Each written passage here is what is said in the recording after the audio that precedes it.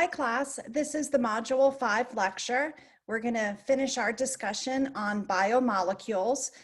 So the content in Module 5 finishes off the rest of Chapter 3. We began Chapter 3 in Module 4, but we'll finish it off here.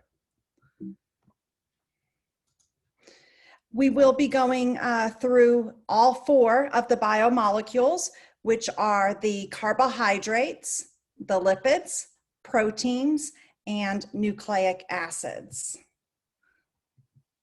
So we'll begin with carbohydrates.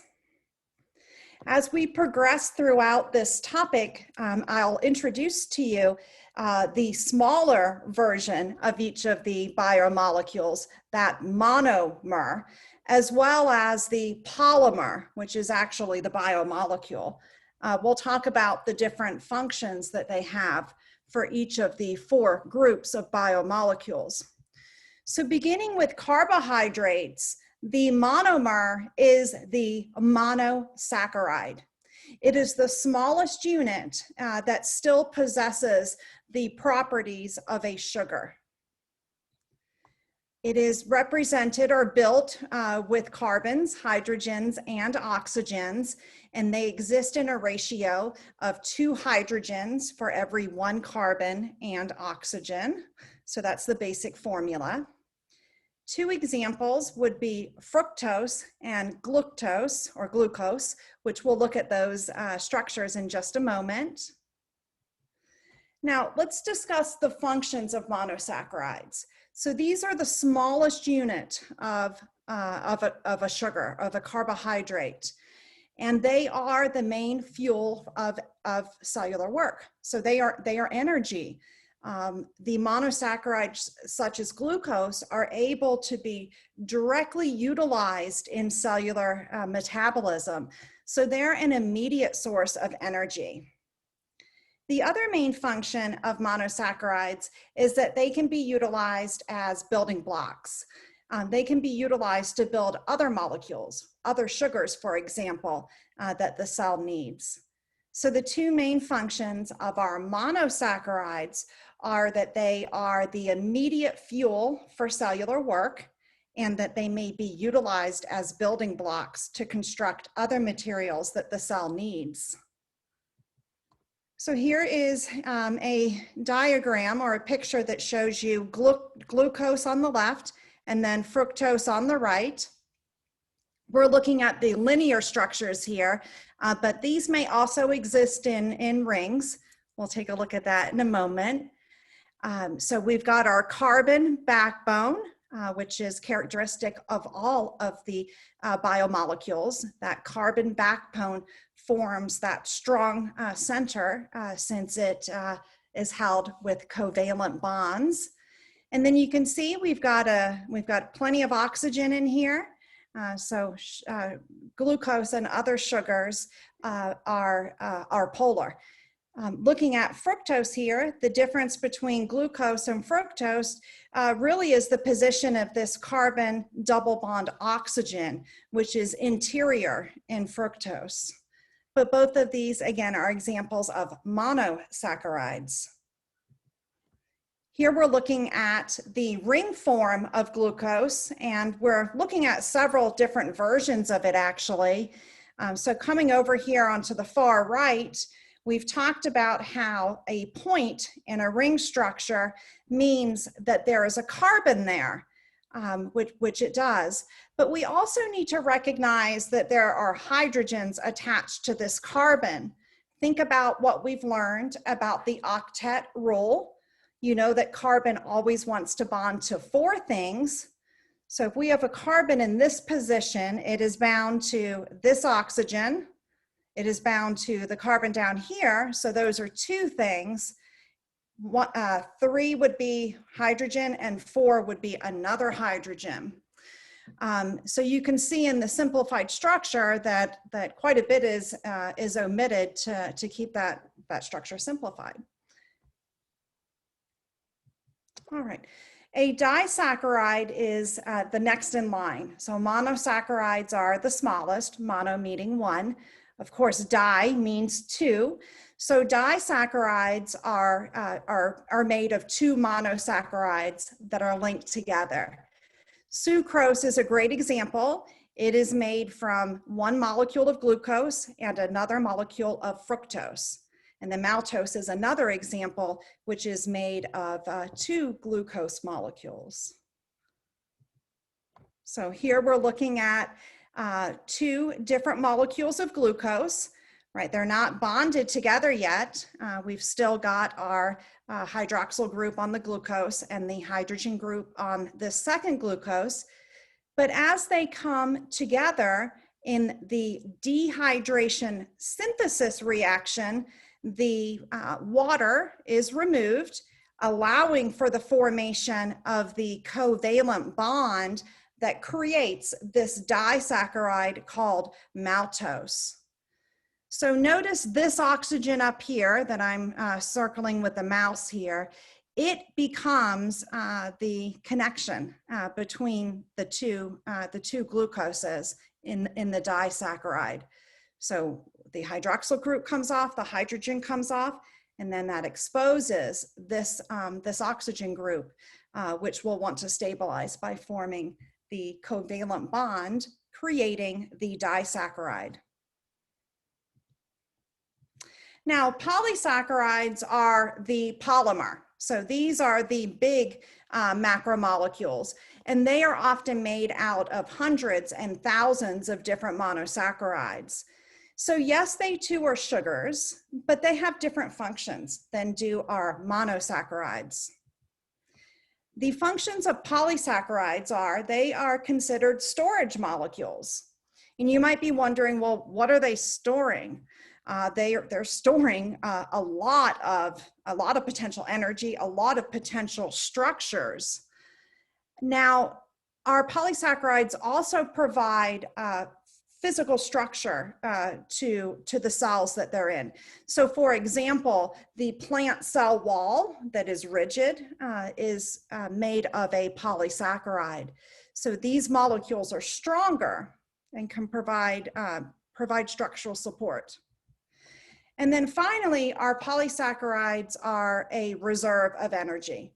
We do not consider them an immediate source of energy like a monosaccharide, because first, in order to harness any of the energy out of a polysaccharide, it needs to be broken down into its monosaccharides. And then the monosaccharides are what enter metabolism. So for that reason, polysaccharides aren't an immediate source of energy because there's a chemical reactions that have to happen first to break them down. And namely, that would be that hydrolysis reaction to go from polymer to monomer. So examples of different polysaccharides include starch, which is found in plants, and then glycogen, which is found in animals. These two polysaccharides have similar function in their respective species. Cellulose is an example in the plant cell wall, and then also chitin, which is found in the fungal cell wall, as well as a few other places. So starch is a bunch of glucoses. So we have multiple chains of glucose that are wrapped together. You know, if you're looking outside at a utility pole, such as a telephone pole, they often, well, the old-fashioned kinds that were made out of wood, they often were anchored down with what are called guide wires to provide strength. And those wires are made by having multiple chains that wrap around each other and wrap around each other and wrap around each other, like a rope does. Well, that creates tensile strength, which provides that structural support. So starch is present in plants. It is the polysaccharide that is utilized as an energy reserve for the plant. The similar molecule in animals is called glycogen. It too is made out of many, many, many different glucose monomers, and it's our energy storage. So the glycogen in animals is analogous to starch in plants. So let's take a look at those structures. So first of all, let's start over here on the right side. So we're looking at glucose molecule, glucose molecule, glucose molecule, and these are all linked together through dehydration synthesis to create this chain, to create this polysaccharide chain. So this is an example of starch. But let's look at glycogen. So it's very similar, right? It essentially looks the same. It's got some branching that comes off of it. And you can see kind of back here. But then let's look at cellulose. So here we have shown just 3 chains of this glucose monomer that's strung together. But they're held together by hydrogen bonds between the different chains. And there's many more than 3, actually. We're just simplifying it. And then they're wrapped around each other. So polysaccharides are particularly strong and provide that structural support because of their structure. This is another example where structure and function are related. All right, we're going to now move to our second group of second group of macromolecules. The first were the carbohydrates. We're going to talk about lipids. Now, lipids, you know that they are hydrophobic, meaning that they do not like water. They are not soluble in water. They're going to be soluble in something else that is nonpolar. Our lipids are really important in our energy storage. Polysaccharides have that role, but so do lipids. In fact, if we take the same quantity of lipid as carbohydrate and burn them, we get twice as much energy out of the fat than we do from the sugar. So our fat reserves are more efficient stores of energy because we're able to harness more energy from them. Now, fats are made out of long strings of carbon and hydrogens that are attached together. So these are nonpolar molecules. All right, we're going to actually talk about 3 different types of lipids. We'll talk about the fats, or the fatty acids. We'll talk about phospholipids, which are important in the cell membrane. And then the third group that we will discuss are the steroids. There are more than 3 groups of lipids, but these 3 are really the most relevant. So we'll discuss these. All right, so we're looking at actually quite a lot here. So this is a figure of a fatty acid, which is one of the types of lipids. Fatty acids have what's called the glycerol head. It has 3 carbons, 1, 2, 3. And attached to each of these carbons is a hydroxyl group. So really that is a place for a covalent bond to form. And that's exactly what happens through dehydration synthesis. So this part of the fatty acid, this is called the tail. And it's simply a long chain of carbon and hydrogen. But it is able to attach on to this glycerol head through the same dehydration synthesis reaction that we've been talking about, where water is removed, allowing the formation of the covalent bond. Now, once this tail bonds onto the glycerol head, this would be considered a monoglyceride is the common term. Mono because it has 1 tail. You see, I've also got highlighted here in this pink font that it is a saturated fatty acid. And that is true. You've probably heard of saturated fats and unsaturated fats. This is considered saturated, and it is saturated with hydrogen. So if you're wondering, well, what does it mean to be saturated? It means that every single carbon has the maximum number of hydrogen permitted by the octet rule. So let's just take a quick moment and check this out on the board, just for the purposes of making sure that everybody's on the same page here. So if we have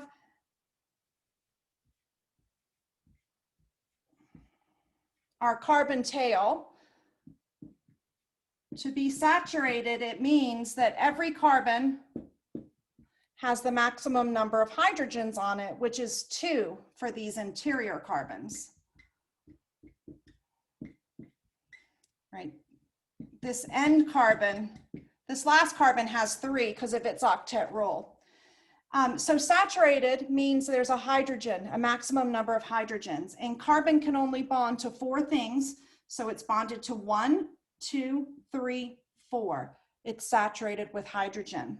However, if we want to look at the comparison of what happens when it is unsaturated, what unsaturated means is that there is a double bond.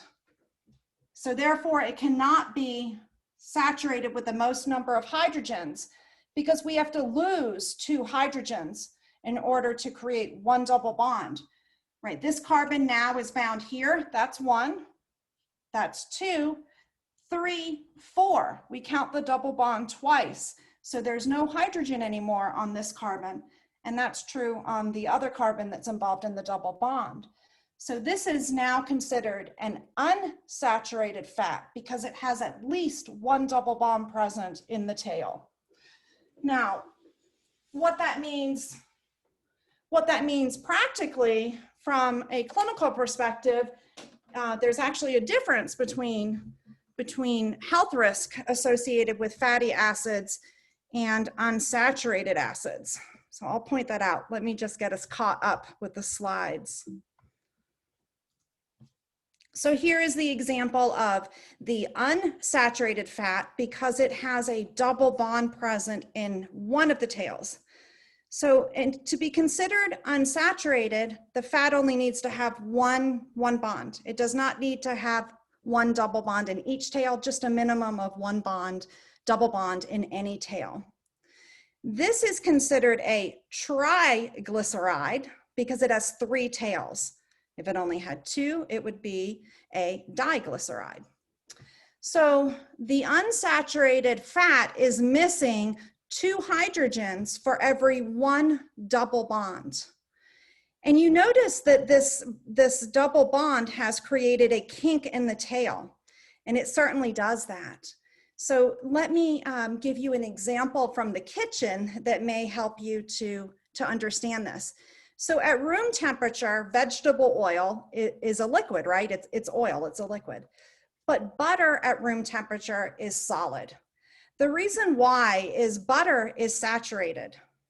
It has no carbon-carbon double bonds in it. There are no kinks in the tails. So that means it can pack down very tightly in a volume, much tighter than could the unsaturated fat. So basically, saturated fats are more risky to our cardiovascular system because they can pack down tighter in our blood vessels and lead to the formation of plaques. So that's the difference between a saturated and unsaturated fat. You can imagine that if we had a specific volume beaker and we had to pack in oil or butter, we would be able to get more butter in because there's no bends. So therefore it packs more and therefore is solid at room temperature, where oil is liquid. So again, fats are excellent reserves, and most animal fats are saturated fats. Again, butter is an animal fat and it is a saturated fat. But there are unsaturated fats too, which occur naturally. But we also have this other type of fat called hydrogenated vegetable oils. They're also called trans fats. These are the same thing. These are not natural. They're produced in a factory. In fact, what happens is in a factory, the double bonds are going to be artificially eliminated by the process of hydrogenation, by the process of forcing the missing hydrogens across the double bonds.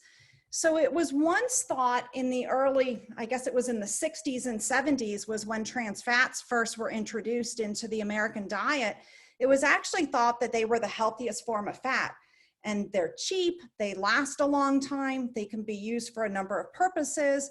So, so it was considered a really good thing until we found out that, that they are associated with more severe cardiovascular issues than are other types of fats.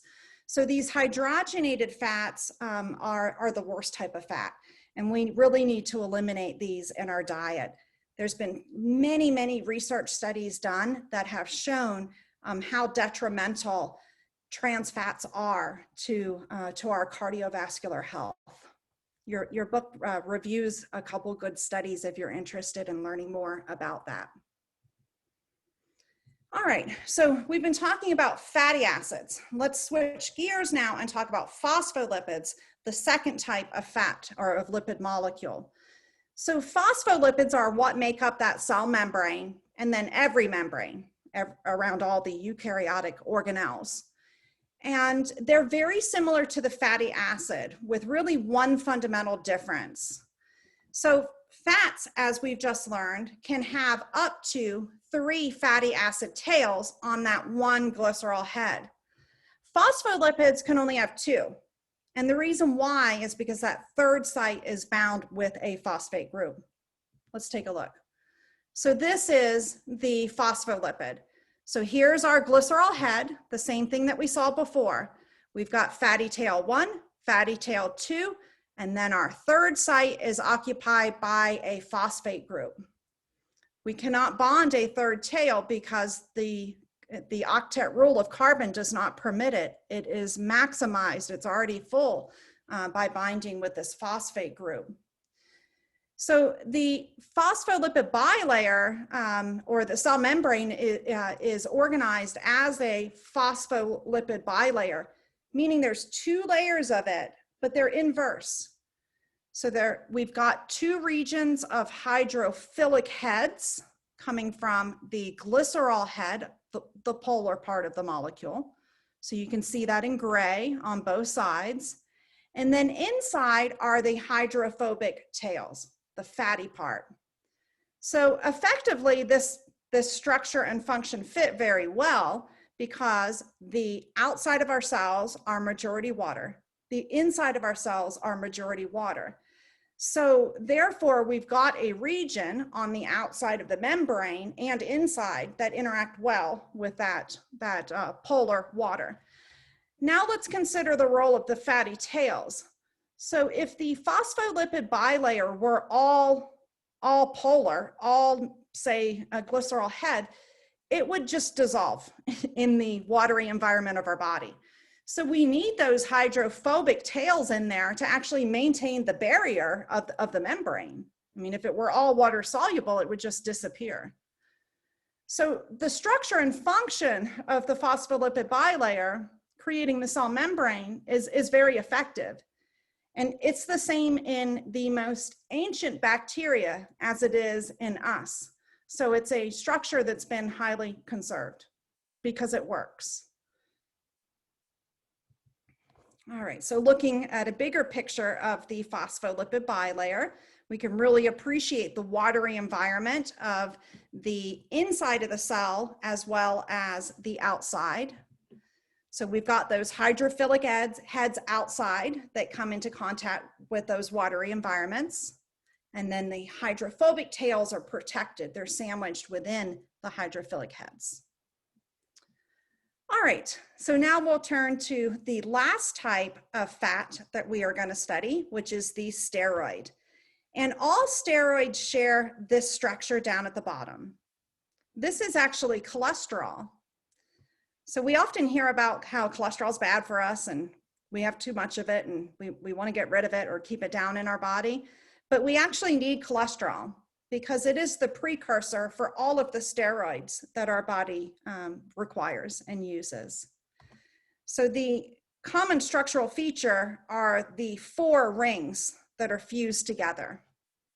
So every single steroid is derived from cholesterol, the structure at the bottom. And just like every other macromolecule, we've got our carbon backbone that keeps it strong.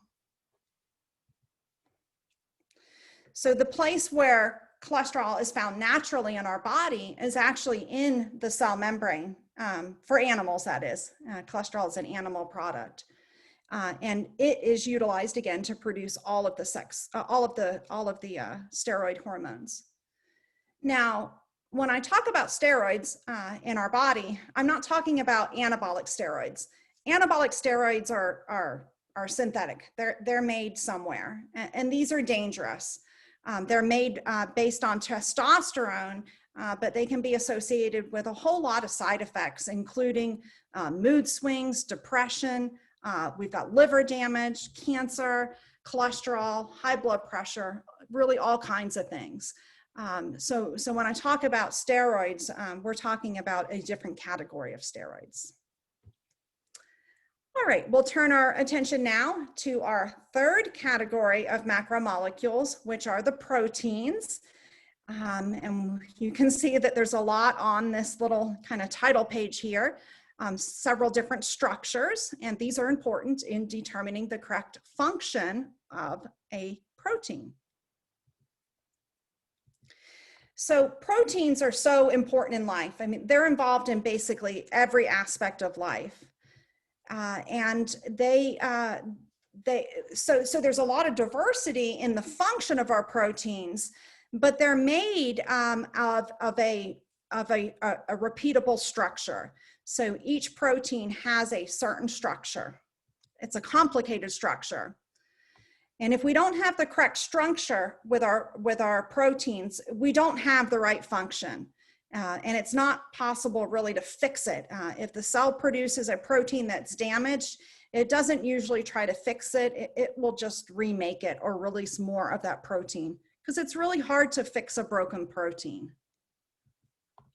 So our proteins are made out of the monomer, which is called an amino acid.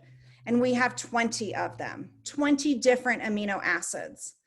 So hopefully you're starting to see how each of our macromolecules has a monomer and a polymer.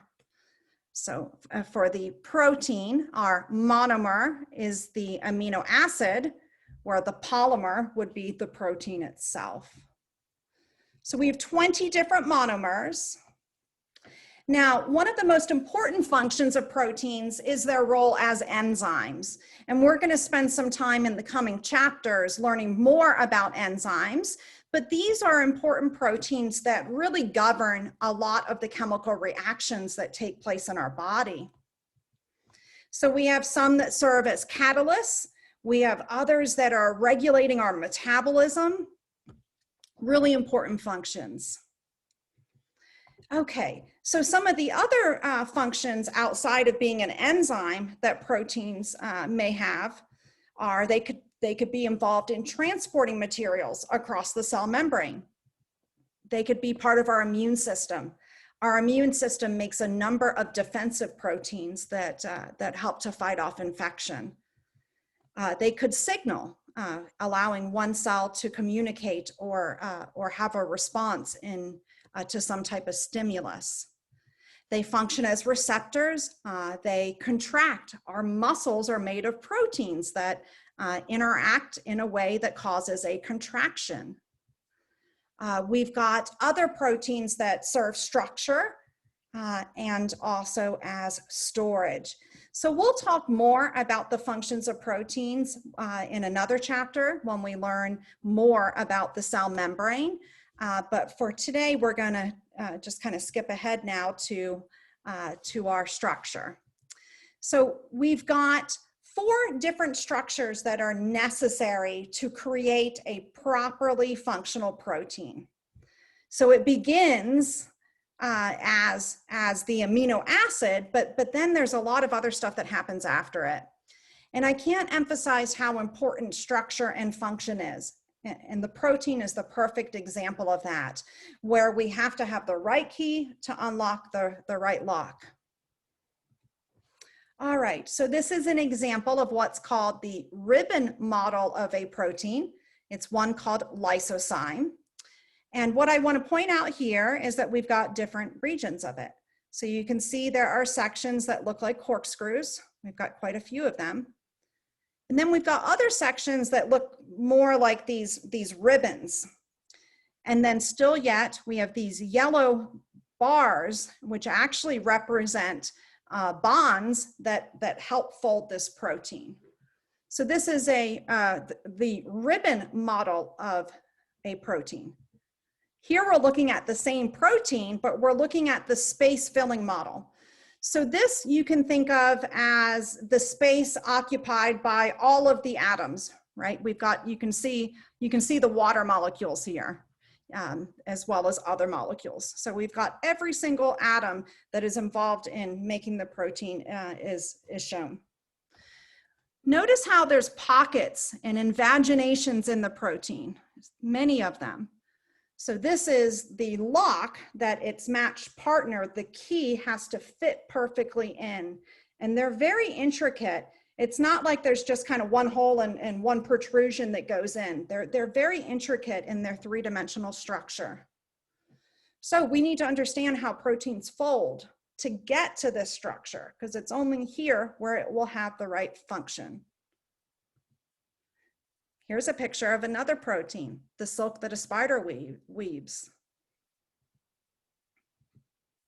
All right, so I'm emphasizing this a lot here. It's one of the core themes in biology, the relationship between structure and function.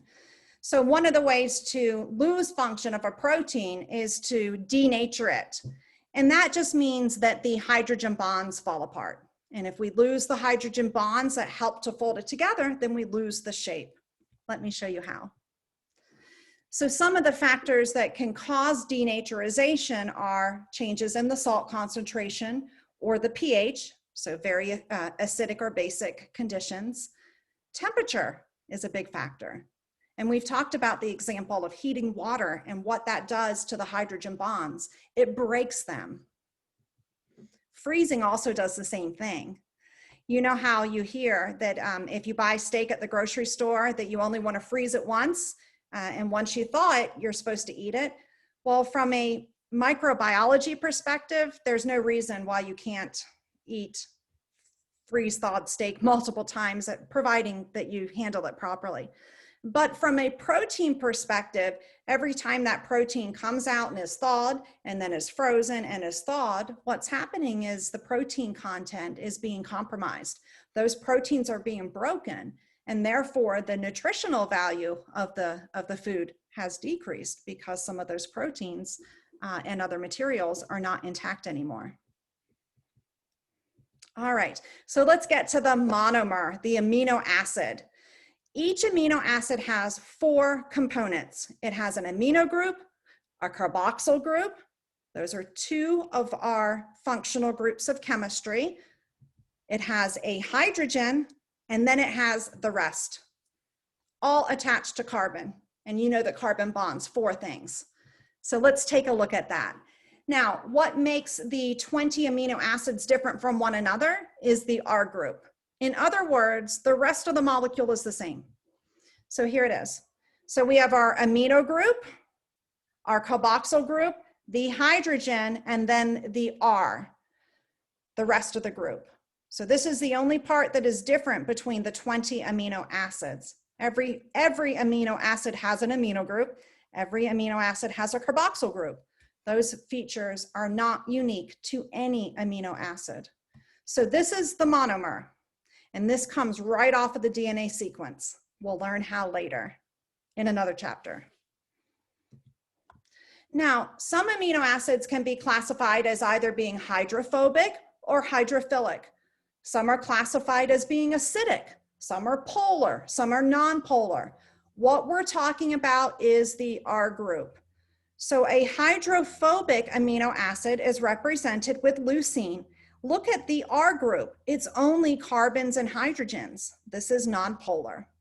However, if we look at the R group of serine and the R group of aspartic acid, these both contain polar molecules, which means they are going to be water soluble, which makes them hydrophilic. So the individual characteristics of the amino acid is due to its unique R group.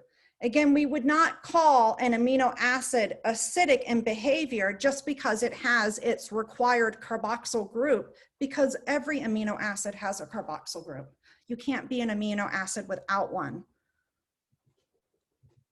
All right, so the monomer is the amino acid. And they are joined together just like every other polymer is by dehydration synthesis. So one bead adds to another bead, adds to another bead, adds to another bead by dehydration synthesis. But you'll see there's a specific way this happens because we have a set structure for our amino acids. So it's always the carboxyl group of the incoming that's joining to the amino of what's already there. That makes no sense. Let me show you what I mean. We'll talk about what peptide bonds are, and that's what was represented with the yellow bar in that ribbon diagram. So they're made out of sulfur-sulfur interactions, which is polar. So they're often shown in yellow. It's commonly called a peptide bond, disulfide bond, same thing. So our polymer is the protein or the polypeptide, same thing. All right, so let's look at the formation of that peptide bond. So here's amino acid 1, here's amino acid 2. Notice that in both amino acids 1 and 2, the amino group is on the left side of the carbon and the carboxyl group is on the right side. So when we think about our three-dimensional molecules, we don't really want to think of them as left and right, but I'm using those terms just to help orient the parts of the molecule to you. Because of the way that this covalent bond, this dehydration synthesis is going to go, it's always amino to carboxyl. So if amino acid 1 is the starting point of the chain of our polymer, we're adding amino to carboxyl. It is not carboxyl to amino. That's not possible based on the structure of the monomer.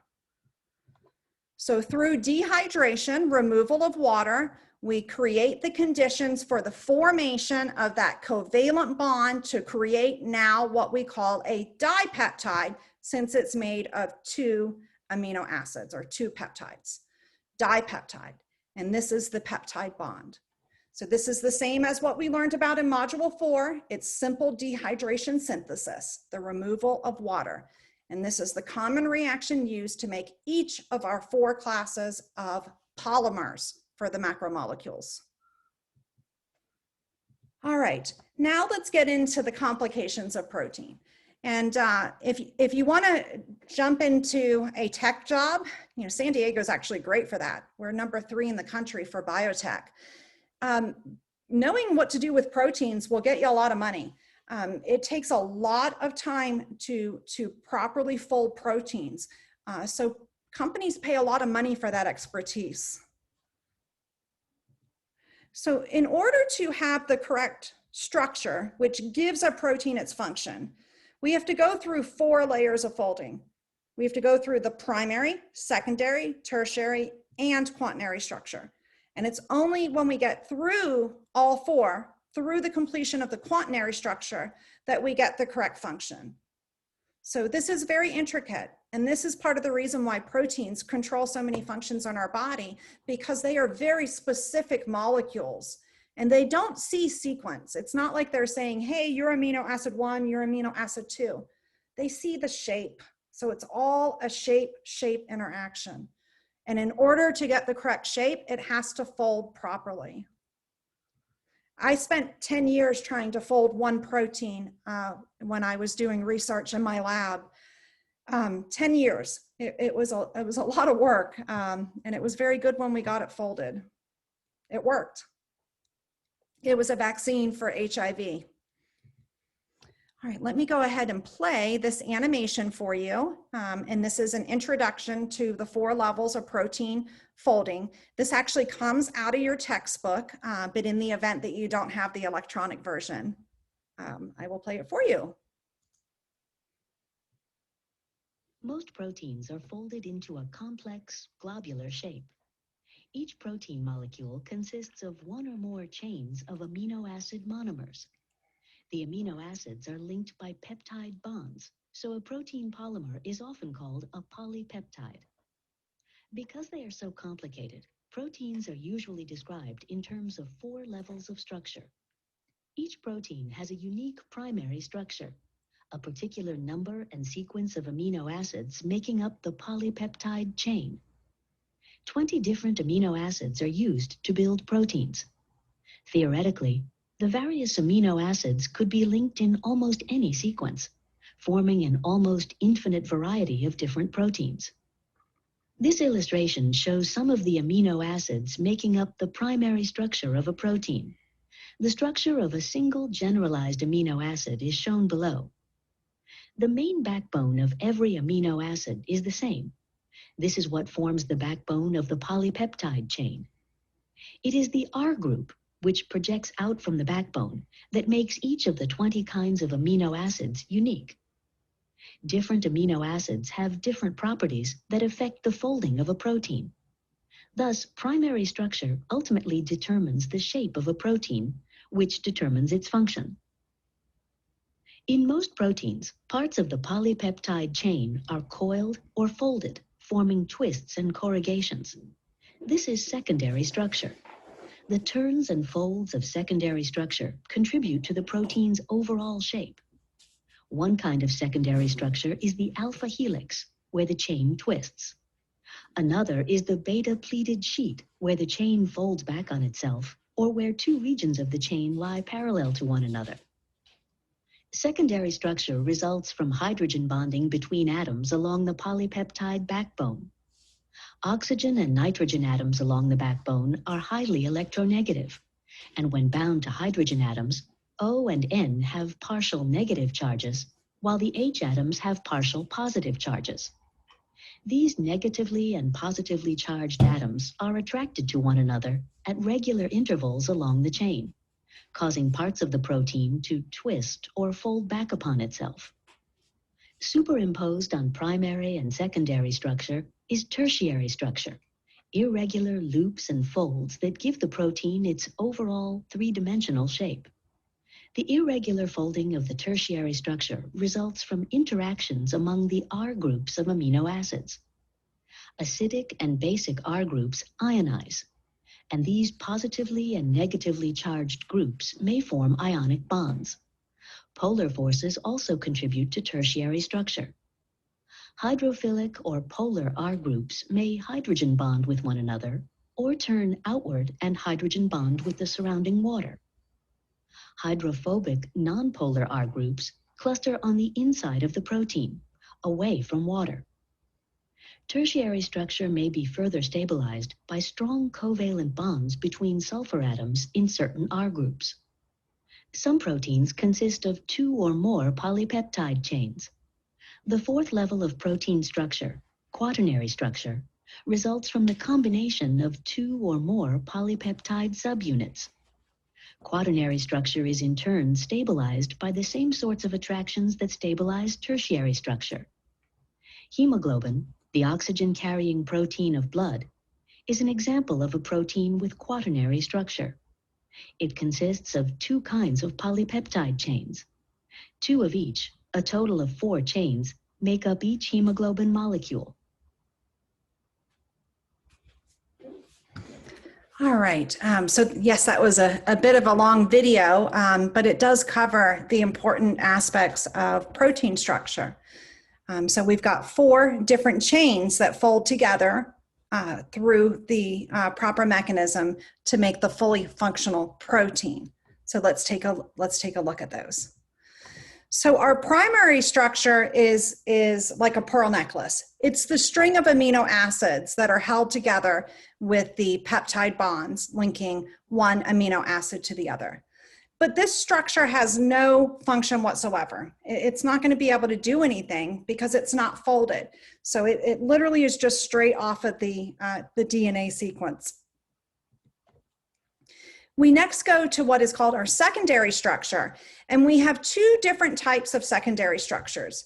We have that corkscrew looking one that is called the alpha helix, but there is also the beta pleated sheet, and this looks like ribbons We saw that in the ribbon diagram of the lysosome protein. Now, secondary structures are held together between hydrogen bonds between different parts of the amino acid sequence. Next comes the tertiary structure.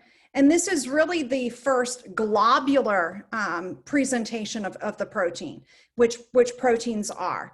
It is held together by hydrogen bonds between the different R groups. But this is the first structure that really starts to take on the correct three-dimensional shape, of the protein. And then finally, we get our quaternary structure. And this is when multiple chains, 2 or more, fold together. So what we must appreciate by the time we get to our quaternary structure, in this example, we have 1, 2, 3, 4 chains. So that means that these 4 chains have all undergone their primary, secondary, and tertiary folding somewhere else in the cell, and then have come together at the right time to make the quaternary structure. So many times the way our body will help to improve the rate of proteins, it takes a lot of time to make a protein because of all this. It'll actually make the proteins and keep them at their tertiary structure. And then when the cell needs the protein, it will bring together the components to make the quaternary structure. It's much quicker to do it this way than to make the whole thing start to finish. But this is when the protein takes on its correct function because it has everything it needs correctly folded into the correct shape. So to put it, oops, sorry about that, to put it all together, you can see we've got our primary, our 2 types of secondary, our alpha helix, beta pleated sheets. The tertiary structure is when we get our first globular three-dimensional structure, and then quaternary is the final structure that has its correct shape. It will have its correct function. Correct shape means correct function. All right, finally, we're going to move to the last category of macromolecules, the nucleic acids. And yes, you may recognize this as one of the actresses from Game of Thrones. And I think it's kind of funny. Her curls here, her ringlet curls, represent the structures of RNA and DNA. RNA is a single-stranded molecule, so she's only got 1 curl, where DNA is a double-stranded molecule. And you can actually see the structure of DNA looks quite like her curl on the right side of her head here. So just a little fun.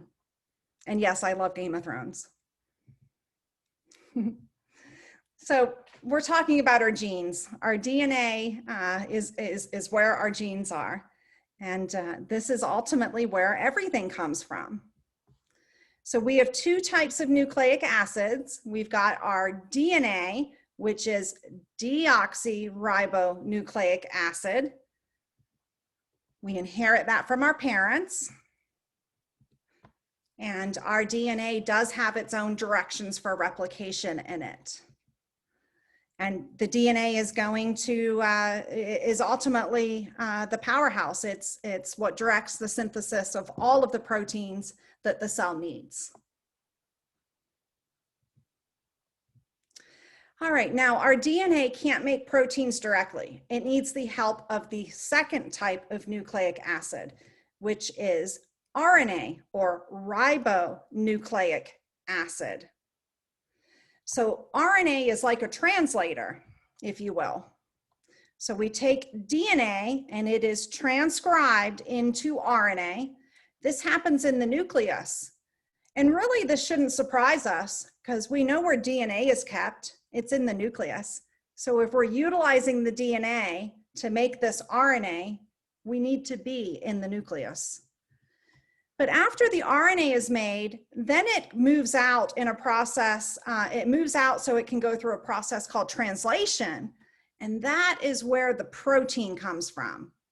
That happens in the cytoplasm because the cell needs a certain structure in order to make protein, and that is the ribosome. So here's a picture of our double-stranded DNA molecule. Again, DNA is double-stranded, where RNA is single-stranded all the time in our body.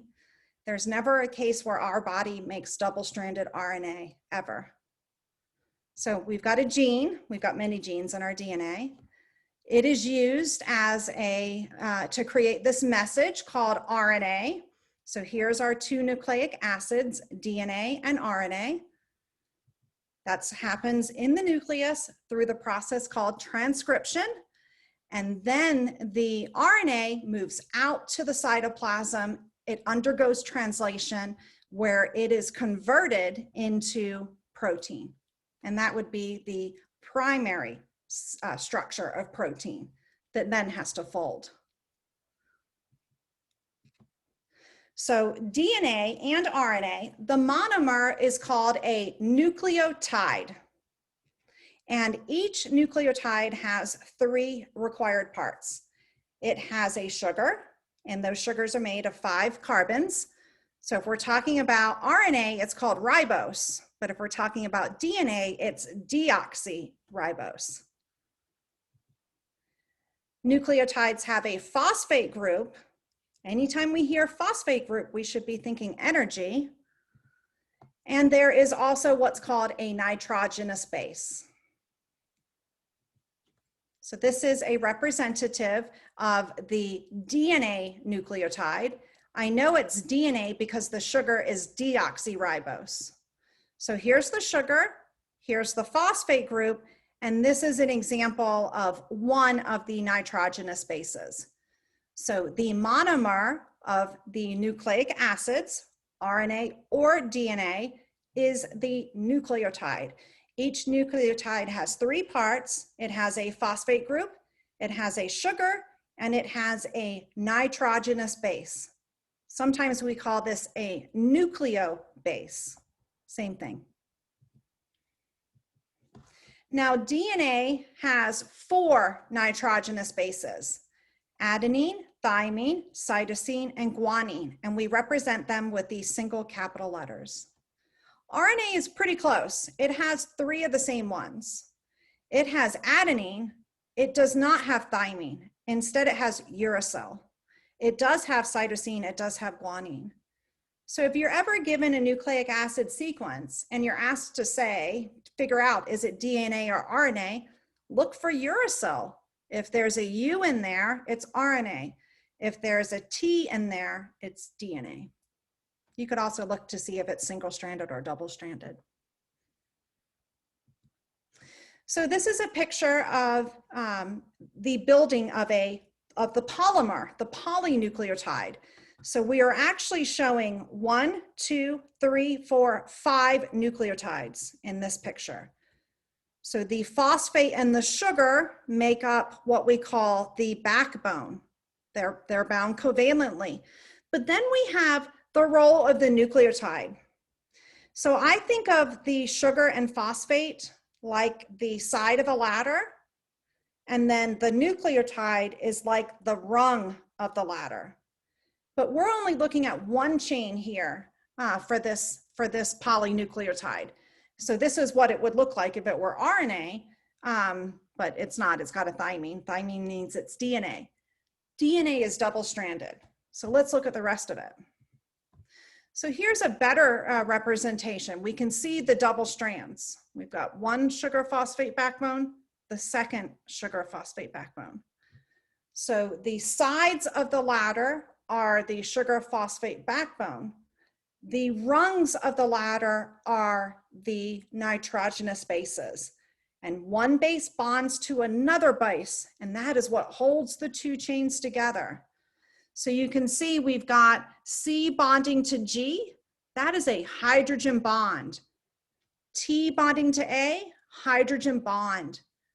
The backbone is made of the strong covalent bonds to maintain the integrity of the sequence. However, the DNA double helix is held together with hydrogen bonds between the matching nucleobase. I know that's a lot. All right, so RNA again is single-stranded, where DNA is double-stranded. And those hydrogen bonds between the nitrogenous bases is what holds the two strands of DNA together. A always bonds to T, and C always bonds to G. These are called the base pairing rules. Our DNA enzymes, our DNA making enzymes are so efficient that it is rare that there is a mistake. If there is a mistake, it is almost always corrected immediately so that there is not a permanent mistake. In other words, a mutation. Right? If we're talking about an incorrect sequence in our DNA, that would be a mutation. A goes with T, C goes with G.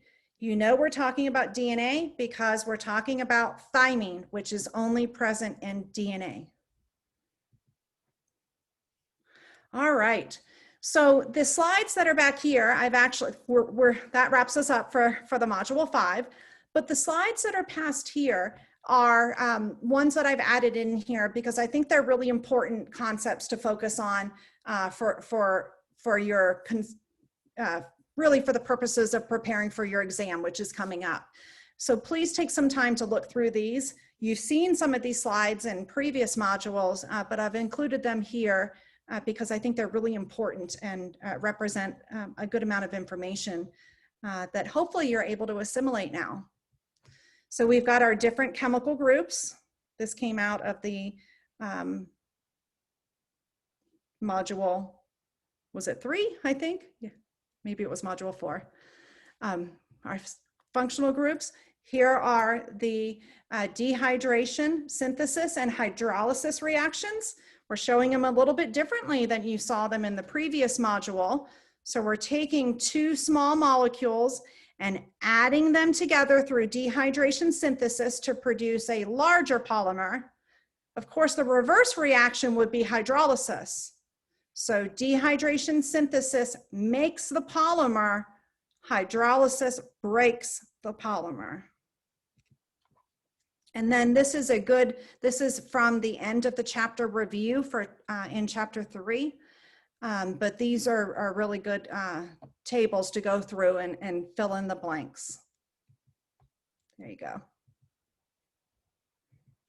All right, so that is the end of the module 5 content. So this is the end of your unit 1 content. You now have all of the lecture content that is needed for your first exam. Please, as always, feel free to reach out by email at any time, and I hope to see you in office hours. Take care, everyone. Bye-bye.